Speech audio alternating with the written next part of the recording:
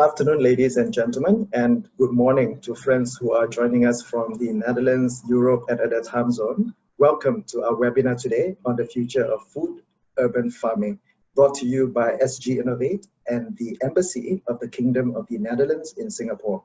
My name is Tuan from SGInnovate. To friends who are joining us for the first time, SGInnovate is a Singapore government-owned venture capital firm. We help Singapore and the world to build deep tech innovations in areas such as artificial intelligence, medical technologies, quantum technologies. We invest in startups. We help to work with scientists to bring their research from lab to market. We also build deep tech talent, and we really like to engage with the deep tech innovation ecosystem through events like what we are doing today.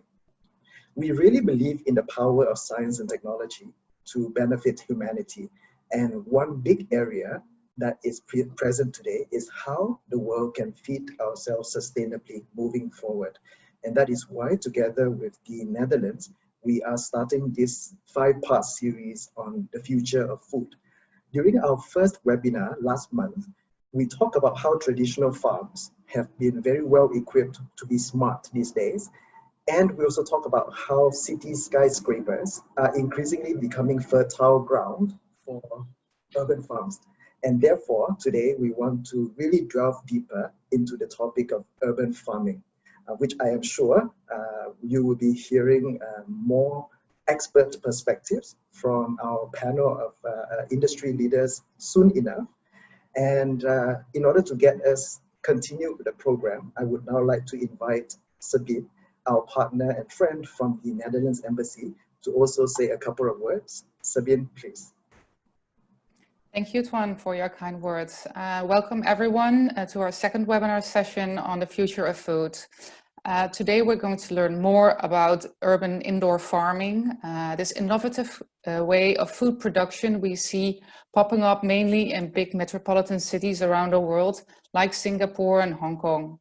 I would like to thank our guest speakers, our moderator, but also the SGInnovate team for their great efforts and their great collaboration. As an agricultural advisor at the Embassy, I facilitate collaboration between the Netherlands and Singapore in the agricultural sector. One example of such collaboration is the Consortium Urban Farming Partners. This is a collaboration of Dutch and Singapore companies in which Grace, one of our guest speakers from today, is part of. Urban Farming Partners will set up an indoor high-tech farm this year in Singapore. Another great example, of course, of our work is this webinar series in which we share knowledge from both the Netherlands and Singapore about the future of food. I would also like to take this opportunity to inform you about the Global Stars Call. Global Stars is a governmental funding instrument that supports collaborative R&D development between Dutch and Singapore companies. Agri-food technology is one of the focus areas from the Netherlands Enterprise Agency RVO. Next to circular economy, digital technologies and climate adaptation. More information will be sent in an email after this webinar. I now would like to hand over to Luc Tay, who will be moderating the panel discussion. Luc is a principal futurist at the Planning and Organization Division at the Singapore Food Agency. Luc has an academic background in political science and history and focuses on foresight and scenario planning. At SFA, he leads cross-disciplinary research into future trends and scenarios for the food system. Over to you, Luc. Thank you so much, Sabine. So greetings and welcome again to SGInnovate's The Future of Food Urban Farming online event. I'm a futurist at SFA, and it's my honor to moderate today's session. I think we all live in very exciting times, especially for the food system, with rising concern about feeding sustainably a growing and more demanding and more urban population. And that all was even before COVID. So the shock to the system that we have now, and we're still climbing out of as a global community, and this crisis really put in yet even greater focus the importance, the tenuousness of food security for many around the world, and the fragility of complex and far-flung food supply chains. And so I put to you that the sense is that making more and better food close to market in and around cities has never been more important. And hence doing it sustainably for the environment, for businesses, and for consumers is ever more important as a success factor for the global food system. So to make sense of all of this, where are we headed, what are some of the best practices, the inspiration, and the vision for the future, we have an excellent panel today. And in fact, let me now hand over to Cindy, Grace, and Dylan to introduce themselves briefly in turn. Over to you, Cindy.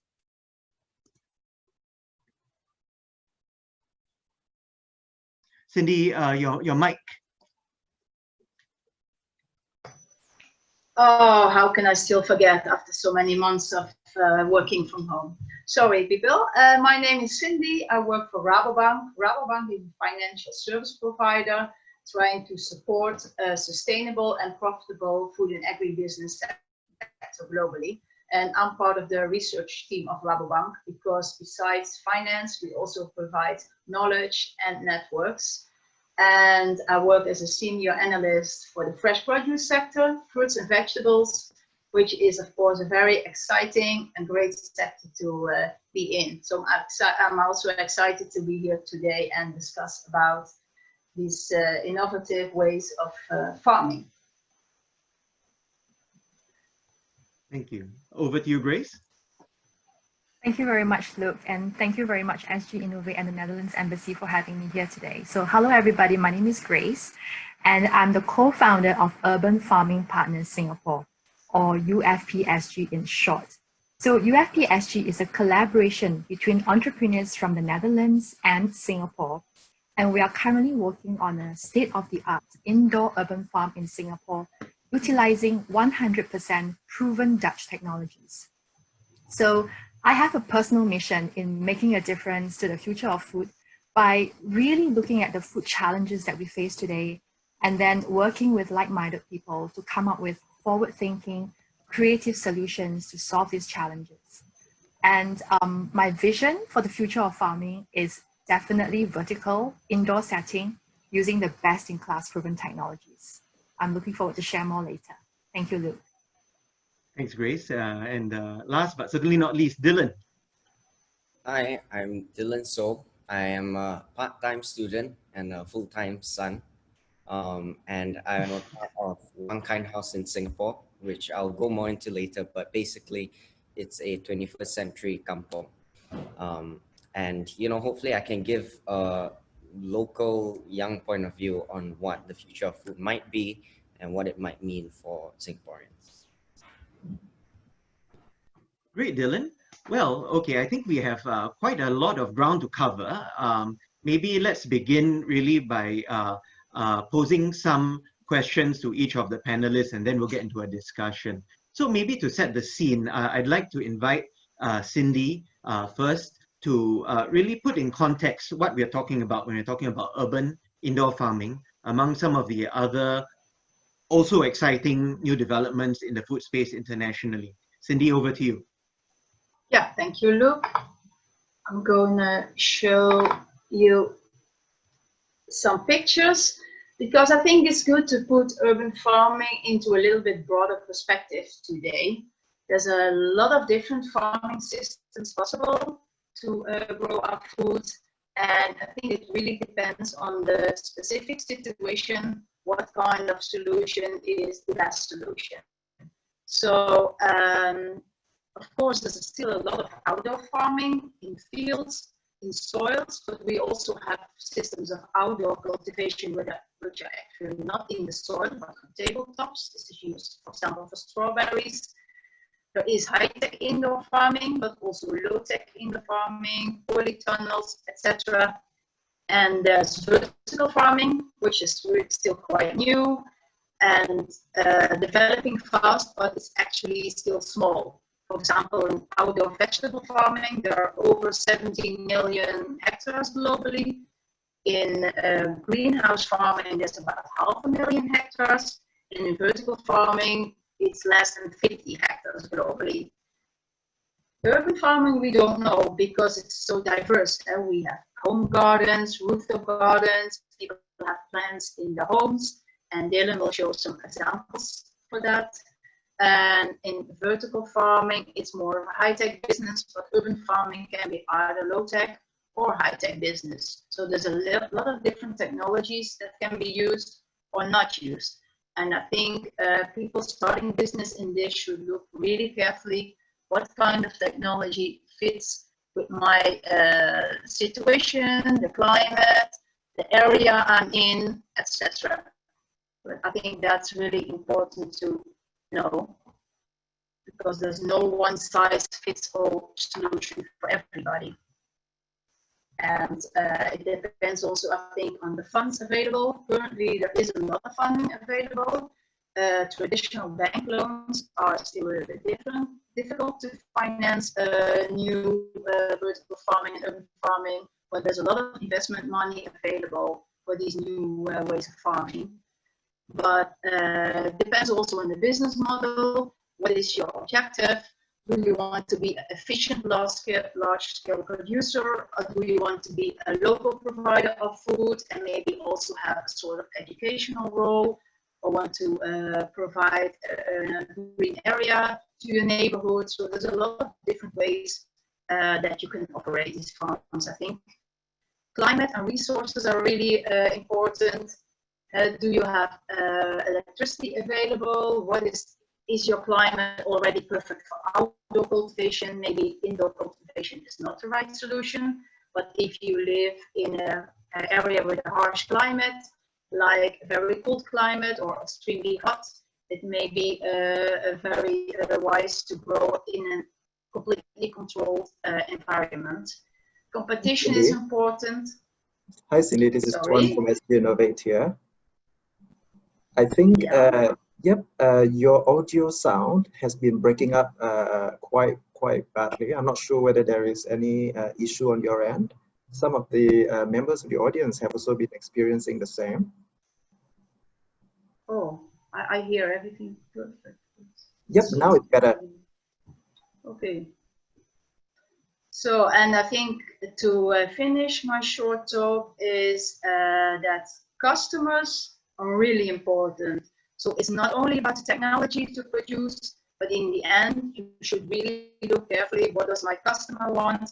What is he willing to pay for the products? And what does he or she need?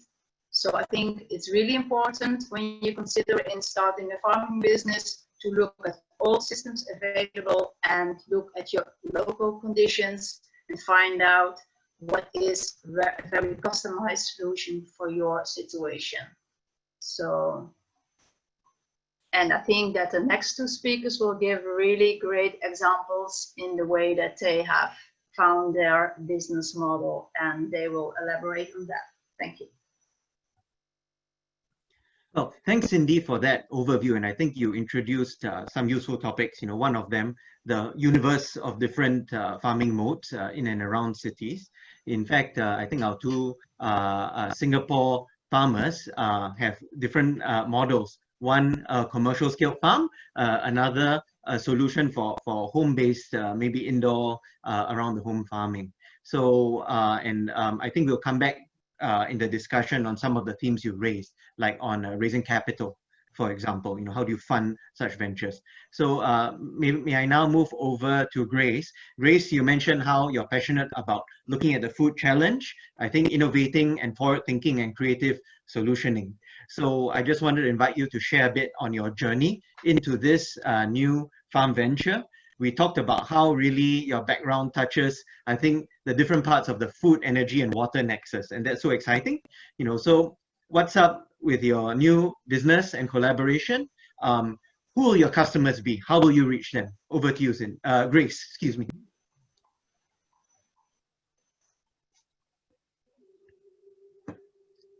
Grace, your mic.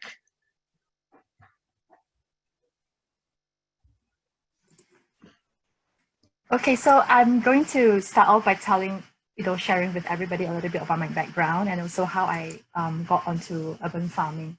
So I'm actually a HR professional by training, and I was head of HR for an infrastructure construction company based in Singapore. And after I relinquished my role as head of HR a few years ago, I got redesignated to take charge of corporate culture and sustainability. And part of my role under sustainability was social responsibility and energy and environmental management.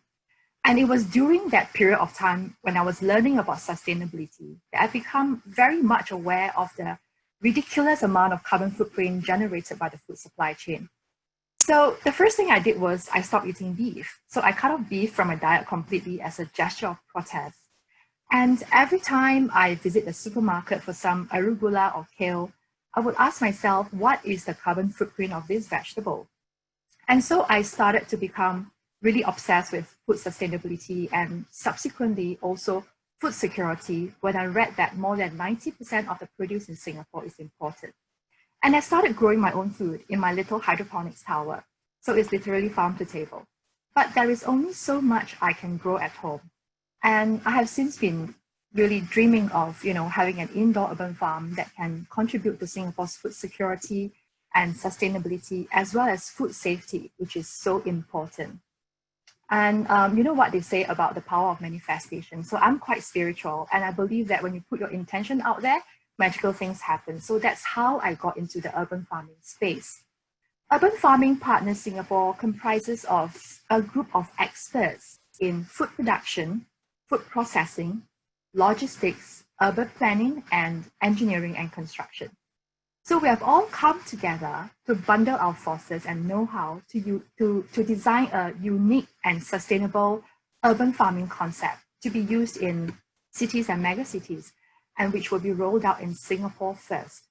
So our business strategy is to provide a total solution for urban farms in or close to large urban areas, from design and engineering to construction of the farm, to production, training, and also the setting up of marketing and sales channels to promote locally grown organic leafy greens and herbs with a guaranteed, premium quality and freshness throughout the year.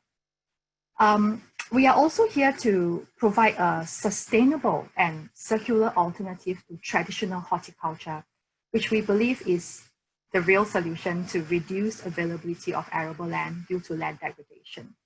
And our solution includes, using solar as well as rainwater harvesting, and in the future also CO2 recycling. So this is essentially our mission. And in addition to that, we will be using digital technology to build a supply chain that allows us to track and trace the produce from farm to fork. So this is more for food safety purposes. And we truly believe that our solution will ultimately reduce the pressure on our environment and improve biodiversity. So we are a startup and we don't have a lot of capital to play with. So with limited resources, we don't want to set up complex processing and packaging lines. So for a start, we intend to sell to off-takers. They already have their customer base, which is mainly in the F&B sector, and they can tell us exactly what produce to grow, and we would grow for them. Our value proposition, I would say, firstly, is our 28 days crop cycle, which means we can change the crops to grow according to what our customers want on a monthly basis. And secondly, of course, is our host of Dutch technologies that guarantees premium quality produce every single harvest. And thirdly, Dutch technologies, seeing is believing, trust me, okay? And thirdly, we will be certified organic despite our growing medium being water. So our hydroponic system is very unique. The water that we use is a living ecosystem by itself, just like soil.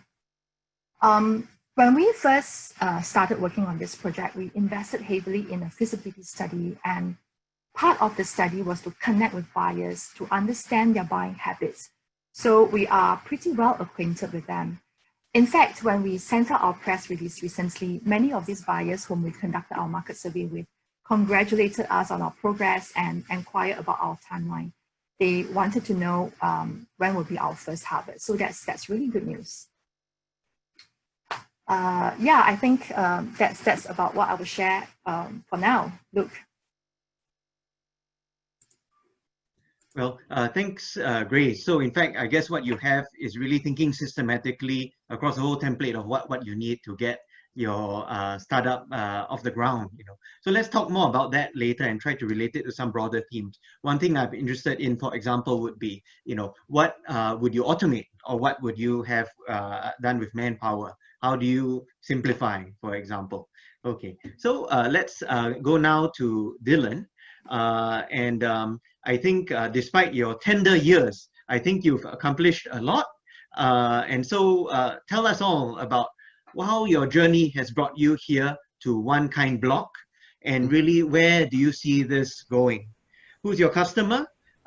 There's been a lot of interest in home and community farming, I think fair to say in Singapore, around the world. How does this really connect with that? Yeah, I'd say it's growing interest. Okay, how should I start? In 2011, I was given the chance to talk at the Singapore Management University in Singapore about the future of urban farming. I did a TEDx talk on that. And, you know, I met some people. My dad started doing urban farming and got the whole family into it. After that, in 2015, I co-wrote and illustrated this book with my dad called The Big Red Dot, which is a children's book for adults about believing in yourself. And that gave me some money because we sold some books to do more projects. And with that money, we decided to encourage people to farm in Singapore and be more sustainable and, you know, make cities fertile.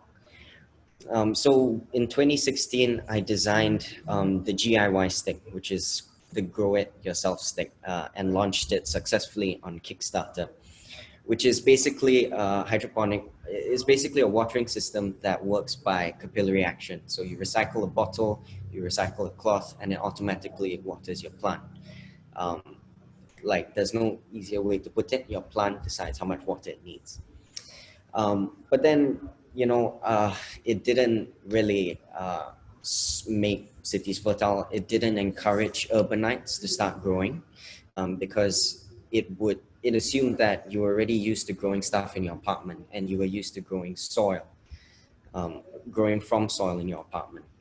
So like since then, I've been prototyping, making a growing system that's truly easy, modular. It adapts to any apartment, and you can grow anything out of it. And you know, to make cities fertile, you have to make apartments fertile. And then after a couple iterations, we realized that had to be hydroponic because that's like the easiest way. And most apartments don't want to have soil because of insects, creepy crawlies, and also pots take up a lot of space. So why don't I just show you what the One Kind block looks like? Essentially, there are two blocks like this with plants inside, and it's completely modular. So you can take it apart, put it together, and the more One Kind blocks you have, you can just keep adding, right? So the only limit is, I guess, the size of your apartment, the windows.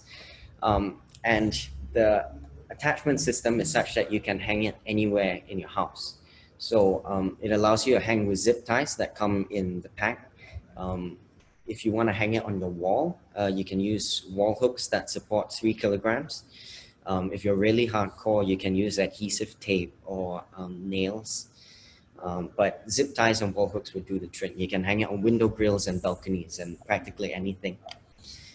Here we've started growing some saplings just to see the progress of how the water and the sponge interacts. So this is one of the prototypes.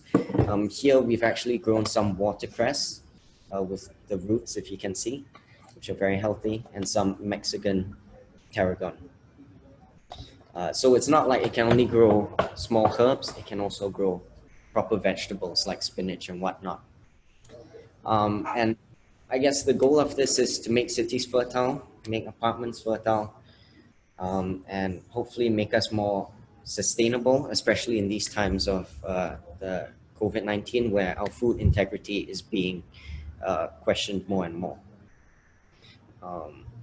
So yeah, I guess that's it for me. I can talk about One Kind House. One Kind House is a 21st century kampong that my grandma is running here in Singapore.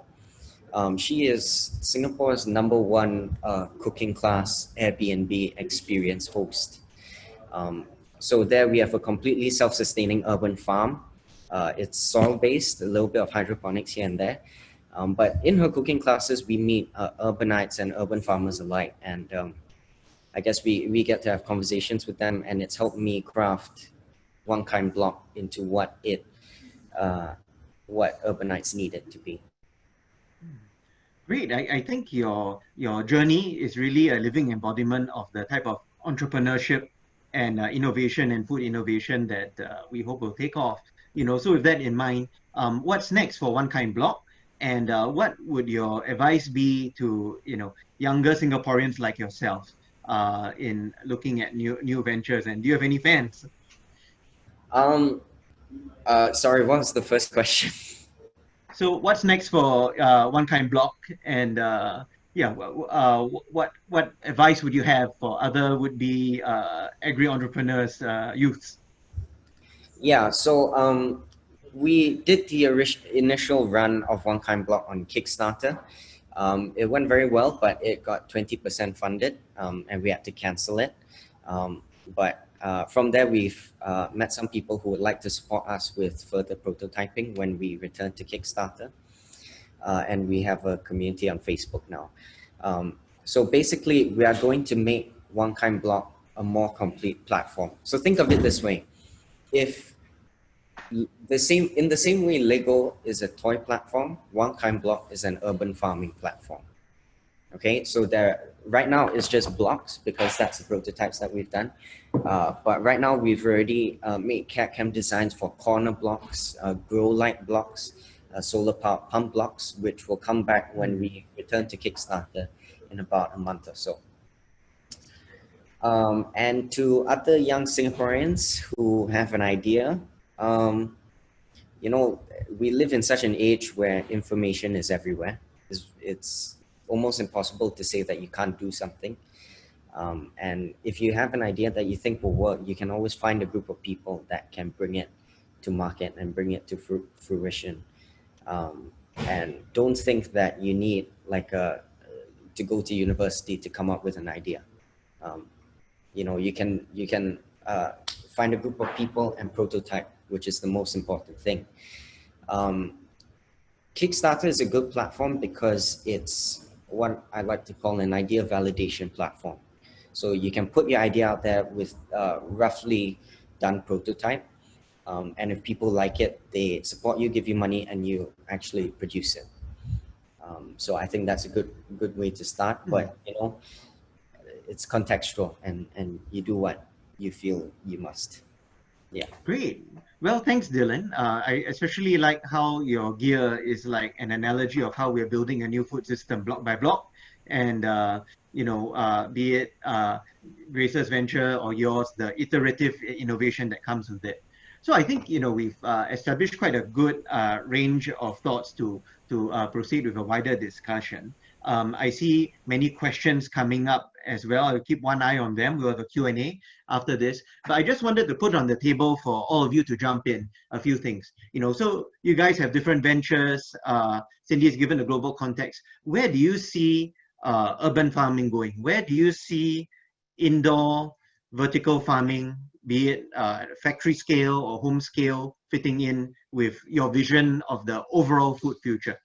So what would success look like in Singapore, in the region, in the world for your ventures? Maybe Grace? So personally, I feel that urban farming in commercial real estate has the potential to positively impact millions across the globe. And I'm talking about more than just rooftop farming, community farming or backyard farming. I mean, all these are great. Please don't get me wrong. All these are great.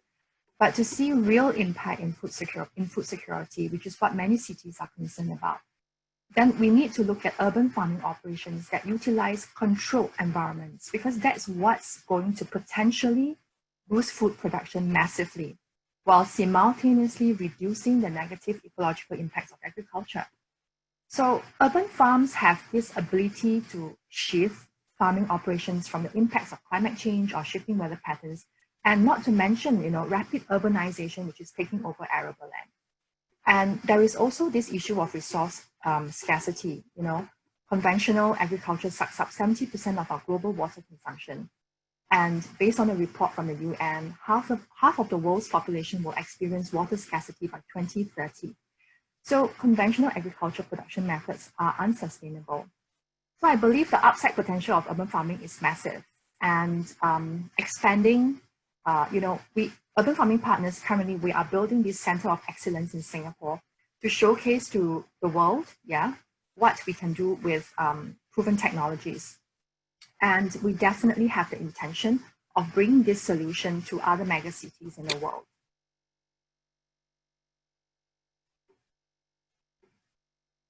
Okay, Luke, it's your turn to be muted. So great, let me follow up and also maybe pose a question to Cindy on this. So I think it's quite a bold vision you sketch, an audacious vision. Back to the food, energy, water nexus. I think we understand that that hydroponics usually is quite water efficient. But how about the energy side of the nexus, in terms of the cost and I guess ultimately the sustainability? How is the business model moving forward to be energy efficient? Yeah, that's a good question, Luke. Is the sound coming through now? Yeah. And I think that is one of the main challenges at this time for vertical farming or controlled farming is the high energy use, which also results in a fairly high CO2 footprint for vertically farmed products. But I'm sure that in the future there will be enough sustainable energy sources to solve this problem. So that's, I think, is a solution that people have to work on in the coming years. But currently this is not yet the case. And this also makes it economically a difficult model in some countries, depending on electricity prices. So I think electricity costs, but also sometimes labor costs are still quite a burden for vertical farming, as well as the high investment costs. If companies manage to solve these issues, there is a bright future for this way of farming, I'm sure, depending on the area they're in and the needs of customers. It doesn't really make sense to produce staple crops like wheat, rice, or potatoes in a vertical farm, but for high value vegetables and other fresh products, it's a really good farming system, and because water use is limited and also the use of chemicals is not needed. So I think that's a big benefit of this system. Okay, Cindy, allow me to throw two more follow-up questions at you. One is really, since you're a bank, finance, how do you see, indoor urban farming and other progressive ventures getting funded? I think in Singapore, we have a thriving VC space, for example. Then there are banks, I think there are angels. So where is this going? Indeed, it's a lot of venture capital and also other investors stepping in. It's difficult to finance these businesses with just normal bank loans because most of the businesses are new and don't have a proven track record. For banks, we always use track records and proven business models, so that's extremely difficult. However, as Rabobank, we have a few clients in Europe already that are working in vertical farming, and we found some solutions going around this. But I think it's good to start with venture capitalists or crowdfunding is maybe a good solution for things, businesses like Dylan has, because it will be very likable solutions for the bigger crowd. And I think there's many ways. Finance is not a problem, I think. That's not the main challenge. The main challenge is to adapt to the needs of the customer and to grow the best products in the farms. So maybe my last question for you for now is, just looking ahead, maybe 10, 20 years, which is what a futurist does, so I'm bringing you into my world. Where do you think different types of urban farming will take off the most? Around Asia or maybe around the world? And how do you see the future food production ecosystem looking like? Like right now, lots of people are talking about, shorter supply chains. For example, how much food flow will be, halfway around the world, how much will be close at hand? Interesting question. I see vertical farming and urban farming popping up everywhere in the world. Actually, we should not forget that as even centuries ago, urban farming was the usual way of farming. All fresh produce had to be produced close to the customers because there was no transportation available. So it was actually usual business a very long time ago. But when people founded or created trucks, airplanes, ships, and could store products for a longer time, at that time we started to produce far, far away. And now we realize that, again, because of environment, because of cities becoming really big, that it still makes sense to grow them very close to the consumer, especially when they're fresh. So it's not a really new thing, but I think it will revive again. And we will see smaller farms inside urban areas around the world, in, I think, South America, in the big Asian metropolitan areas, in some North American metropolitan areas. And we also see efficient farming systems just next to the cities. For example, large-scale greenhouses and arable crop farming will still be done more remotely because you can transport commodities cheaply and also environmental friendly by sea transportation. So that's not too big of an issue. So I think we will see all kinds of different farming systems next to each other, more adapted to infrastructure and urban areas. But I think Asia is one of the best places for urban farming because there are really big metropolitan areas. And Europe is one of the worst places to start urban farming because there is already a lot of efficient fresh produce farming in greenhouses available, and there's not really a need to grow them closer to the cities. It's already quite close. So, but also on tropical islands where it's difficult to bring in fresh fruit and where there's limited competition, or in Antarctica, very cold climates, or in the deserts, could be really a good solution. And especially when they're able to produce low cost and sustainable energy, this could be a good way of producing food. But there's several steps that need to be taken before it's economically viable, I think. And Africa, places like that will be kind of difficult because there's still a lot of competition from field production, which is cheap and people buy it on street markets, etc. So it will only be suitable for bigger cities with high incomes because there is a cost involved with it. So you need people that can afford to buy it or produce it directly in their homes, like with the Lego block type of systems. Yes. So thanks, Cindy. So let's zoom back from the global to the local. And, I wanted to pose to Dylan and Grace once again, maybe to Dylan first and foremost. Yours is quite a contrasting model to, the industrial at scale urban farm. I guess light is probably free, use water, you've got a simple model. So my question to you is, what do you think would be the upside potential of a household using products like yours, to be food self-sufficient, as a household? To what extent can you be self-sufficient? And secondly, and this is also to pose to Grace, how do you foresee your customer, for someone in your generation and beyond, how do you persuade them? How do you make them aware? I think we've talked about the usefulness of social media. And I think, Grace, in your case, you mentioned you're working with offtake agreements for a start, but you did quite a lot of market analysis, So how do you reach out to your customer? Who's your best type of customer that you foresee? How will you build the brand? Dylan, to you? Yeah, so if I can answer first, the average Singaporean eats about 1.7 to 2.3 kilograms of vegetables a day. And assuming you're growing like something to keep yourself, that grows fast and to fulfill your vegetable supply, let's say spinach, which takes around 28 to 30 days to grow. It depends.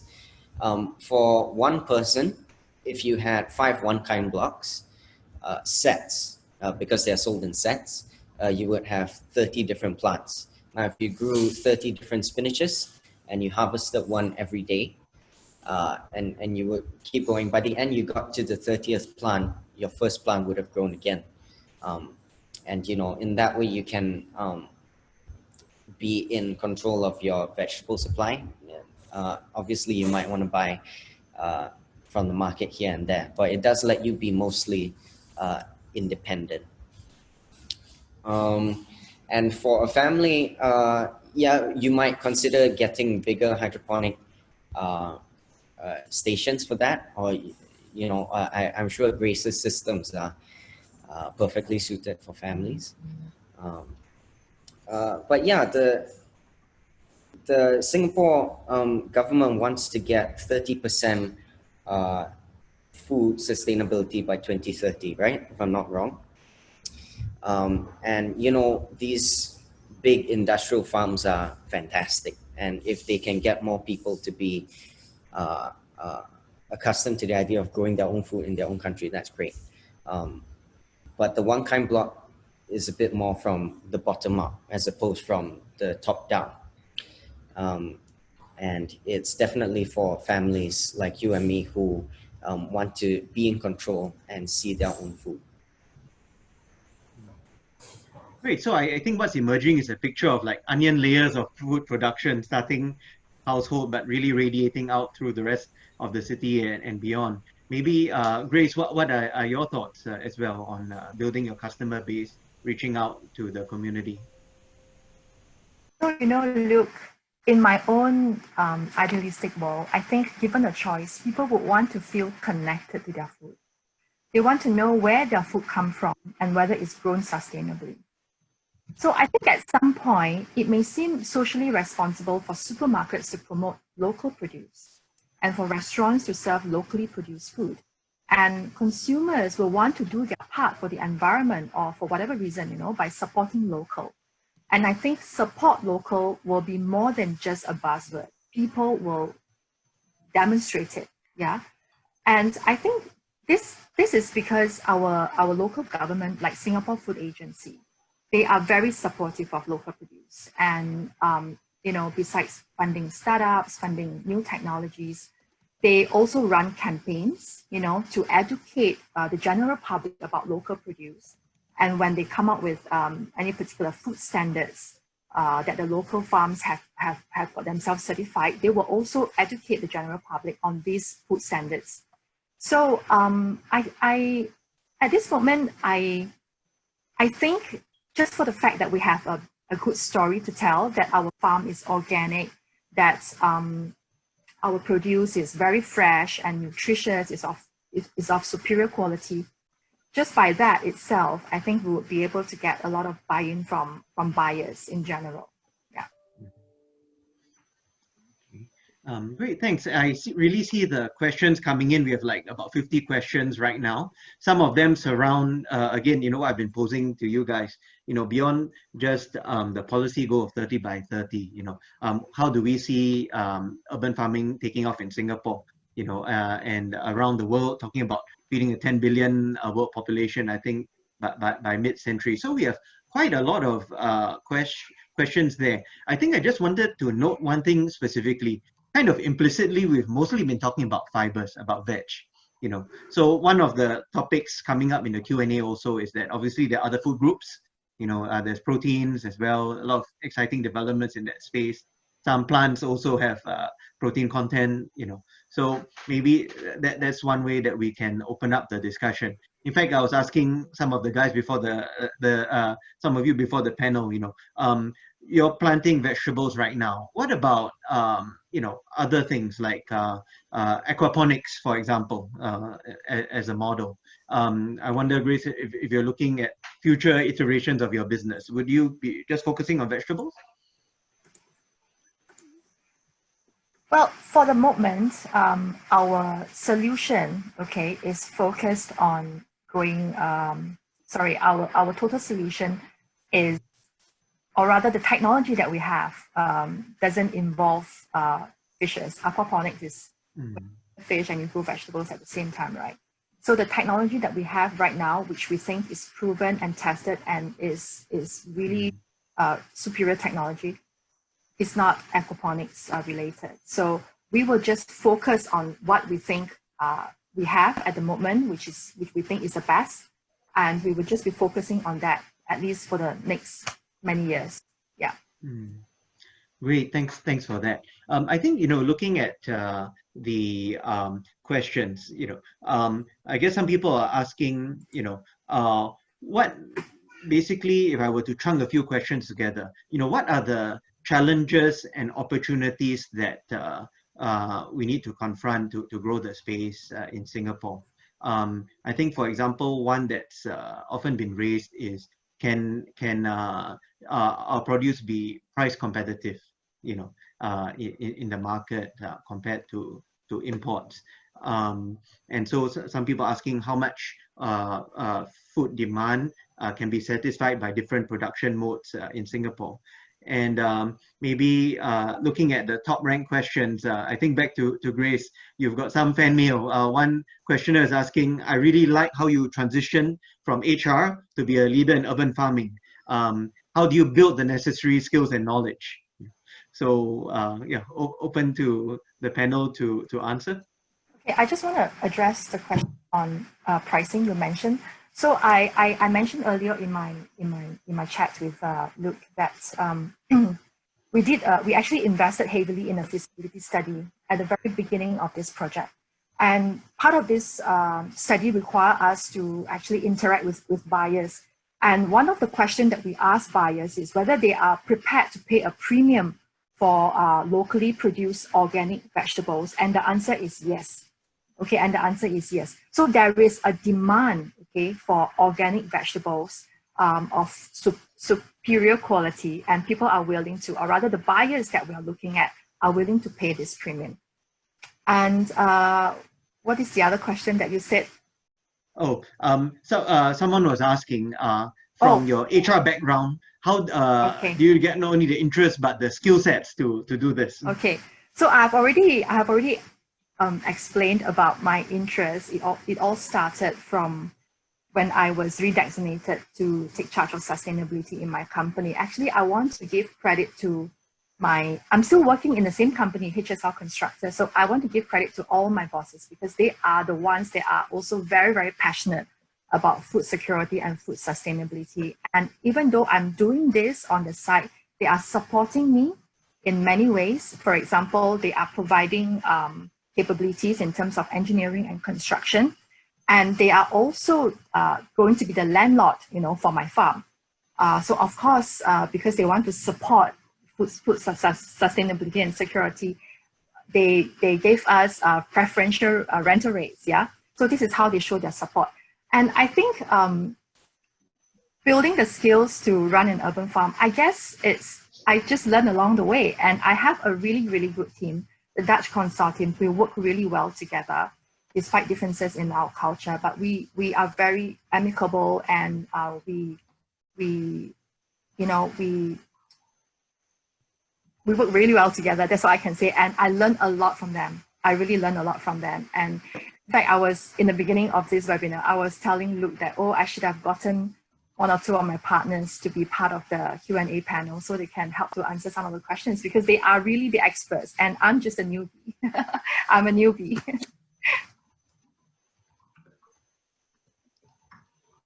Great. Well, thanks, Grace. Anyone else to jump in? I think, Cindy, back to you again, leaning on you for the global view. I think if we look at cities, be it, cities in Asia like Singapore or around the world, and cognizant that there are different types of produce, different types of things we need to make up our nutrition. What are the business models that you think would most likely succeed, in and around cities, be it in fibers or in other food types? You mean the type of crops grown? Yeah, the type of the type of primary production. Mm. Yeah, at this moment it's mainly leafy green type of crops. So it's herbs, microgreens, maybe spinach, lettuce. It's kind of difficult to grow other crops in vertical farms. Strawberries is also a possibility, but for the other crops it's more difficult to get it economically viable, I think. But there are some breeders, for example, working on tomato plants that are not growing in a vertical direction, but stay smaller. So they redesign the plants to make them more suitable for vertical farming systems, for example. So there's more other types of vegetables that could be redesigned and make more suitable for vertical farming systems. But I think anyway, staple crops that are usually cheap are not that suitable for vertical farming. So I think high value crops like leafy greens remain the best ones to choose. And they have a short growing cycle. So you can grow a lot in 1 year in a very small area. So that makes it very attractive. And with a lot of other products, that's more of a difficulty. So we should not have the illusion that we can grow all food in urban farming systems. I think we have to be fair about that.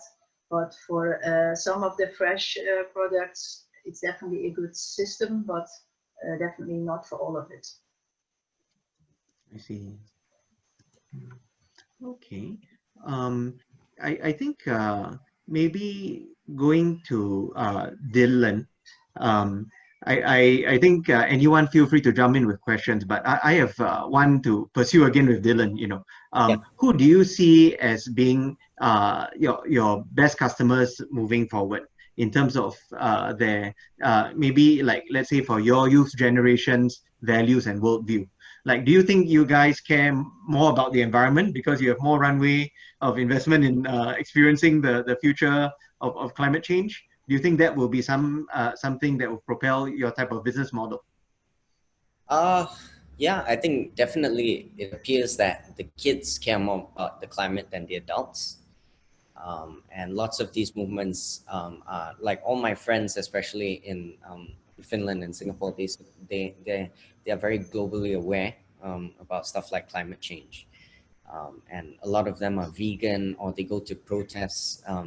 Like my friends in Finland, they always attend marches, and they petition and they try and vote for the right things. So they're definitely more conscious about the economy and global politics.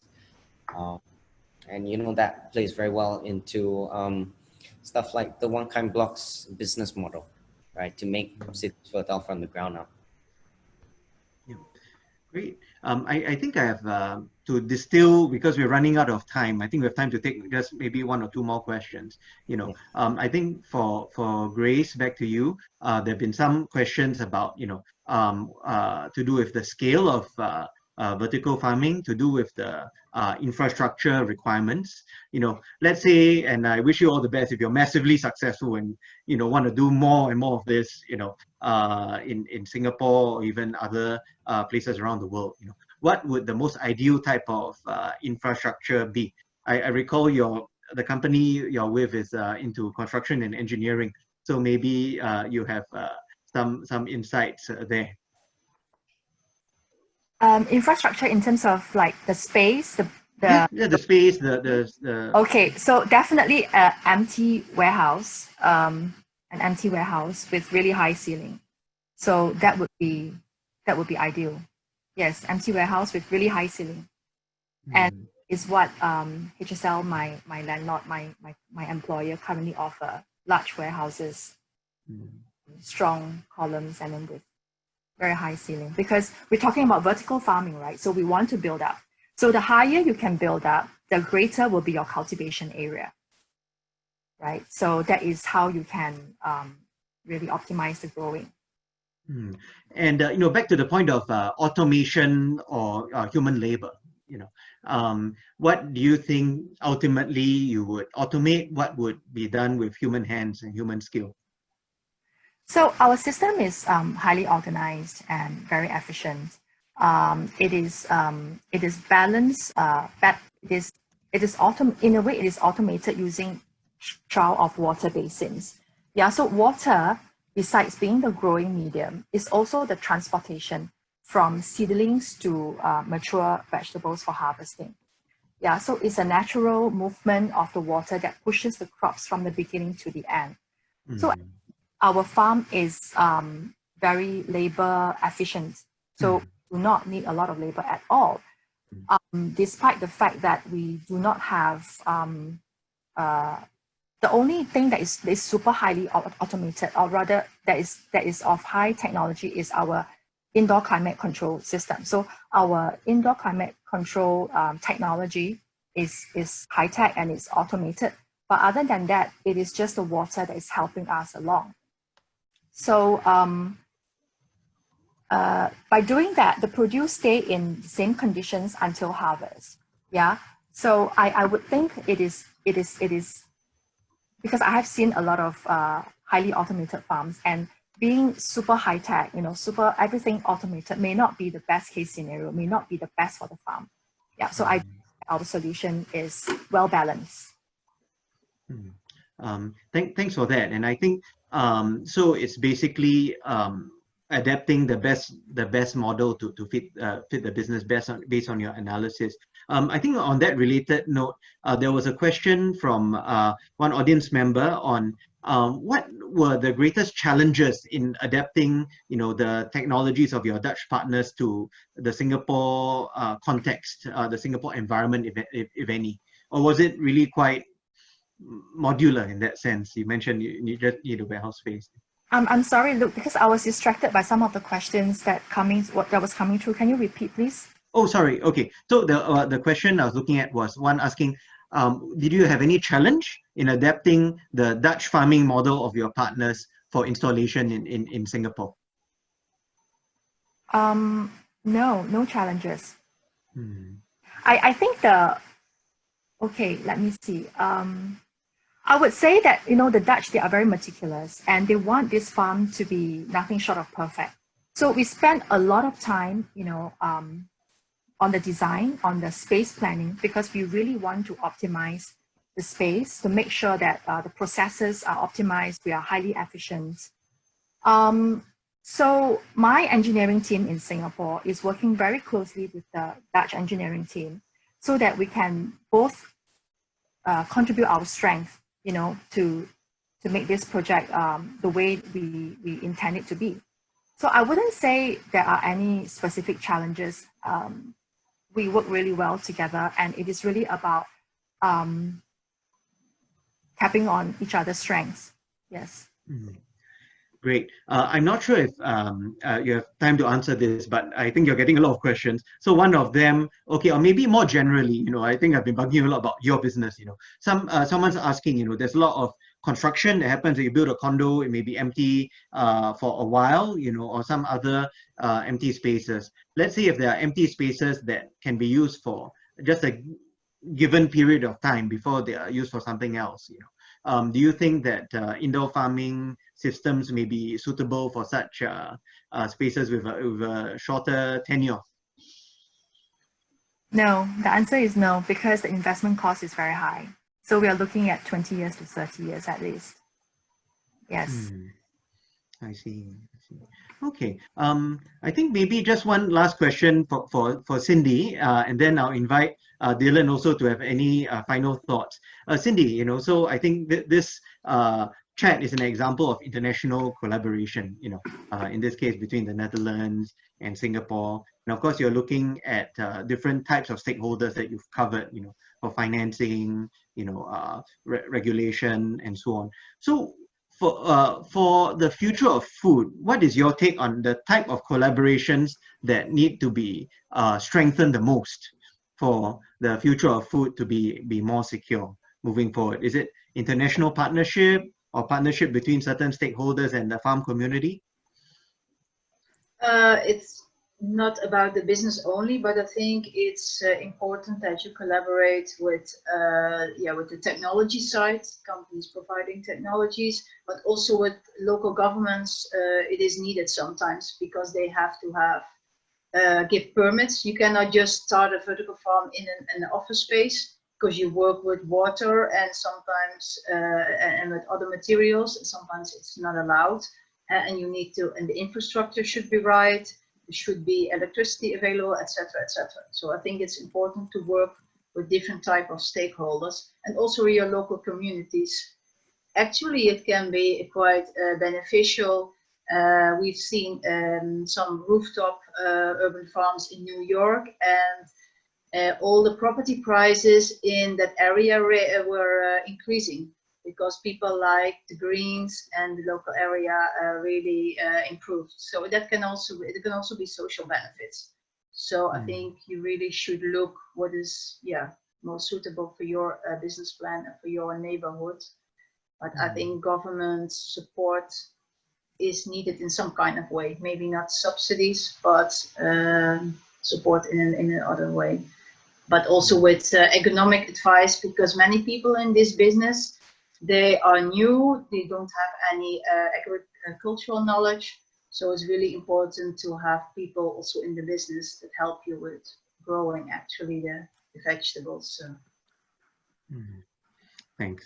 So I think in short, it really takes a village of different stakeholders, and also in the end, it also changes the village, maybe into an edible garden city.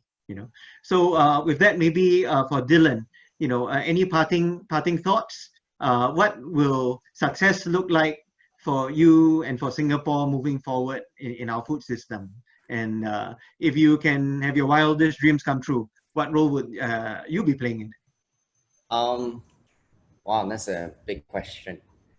I mean, yeah, the ideal is to be a larger producer of our own food and our intake, and I'm sure that's the goal for different companies in Singapore already. I did some research here and there.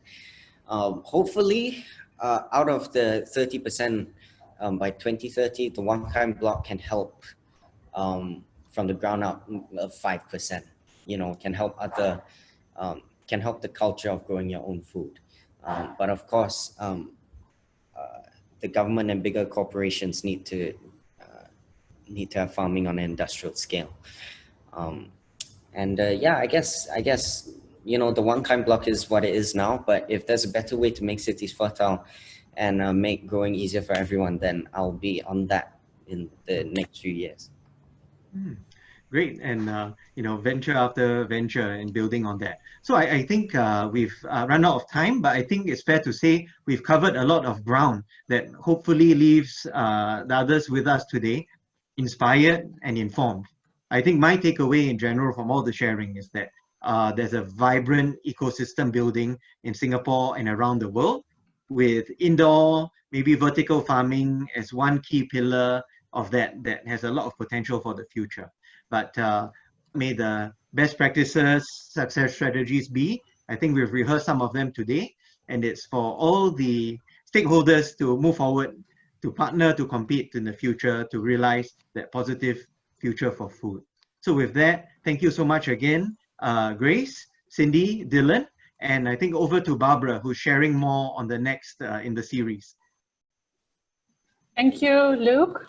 Thank you so much for moderating today, and also thanks to our three speakers, Cindy, Grace, and Dylan, for sharing your experience and your knowledge with us today, and to our colleagues at SGInnovate for another successful webinar in the series.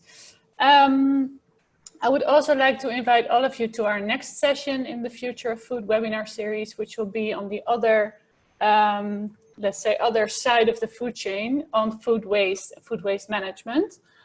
This will be on Tuesday, 28 July at 3:30 p.m. Singapore time. I would like to thank all of you for attending today and for all of your questions. I think we have not been able to answer all of them, but most of them, and we will go through them and share some answers still in the follow-up email. As well as the recording of today's session. So for now, I would just like to thank you all for attending today and to wish you a happy weekend. And with this, to close the session, see you next time. Thank you, everyone. Thank you, everyone. Thank you, Barbara, Dylan, Grace, Cindy, and Luke. Enjoy your weekend. And Cindy, have a good Friday at work first before you enjoy your weekend. Thank you. Thank you. Bye-bye.